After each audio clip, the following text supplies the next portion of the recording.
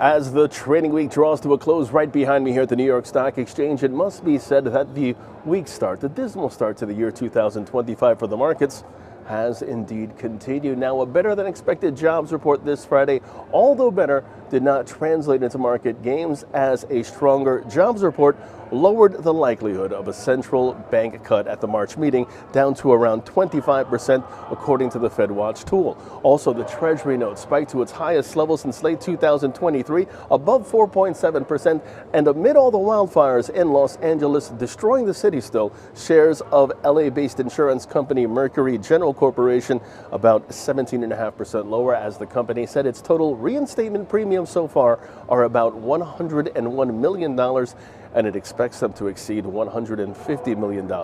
That stock already losing about 32% so far just over the last month. So yes, for the week, the Dow Jones just about 600 plus points into the red, heading for a fifth weekly loss in the last six. The S&P 500, the Nasdaq, the small cap Russell also seeing substantial losses for the day and the week, while the volatility index, the VIX, looks to secure its fourth weekly win in 5. And now, with another week of losses apparently on the cards this afternoon, it's now time to look ahead. Will we see more of the same, or will there be a sudden bull run in the final trading week of the Biden administration right here on Wall Street? Let's now take a look at what will likely move the markets in the week ahead. Monday kicks off in China with Chinese December imports, exports, and trade balance numbers all due out. Expectations are as follows: imports negative 1.5%, exports 7.3%, the trade balance $99.8 billion for the month of December.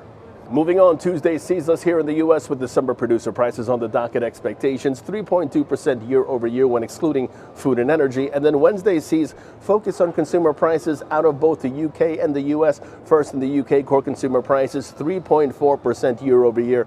U.S. consumer prices excluding food and energy 3.3%. That will then be followed up by the Fed's beige book in the afternoon hours. Then Thursday kicks off in Australia with that country's unemployment rate for December. Expectations 4%.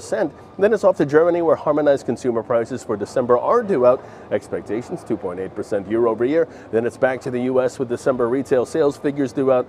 Expectations 0.5% month over month. And then on Friday, we have more consumer prices numbers due out, this time out of the EU, and expectations for harmonized figures 2.7% year over year. And here in the U.S., building permits and December housing starts, those reports both due out. Housing starts penciled in 1.31 million month over month. So there you have it. Keep an eye on the week ahead, and also keep an eye on geopolitics, as again, the upcoming week, the final full trading week of the Biden administration here in the United States. So expect some sort of movement as the week winds down. And until next week, live from the New York Stock Exchange, I'm James Sweeney reporting for ICM.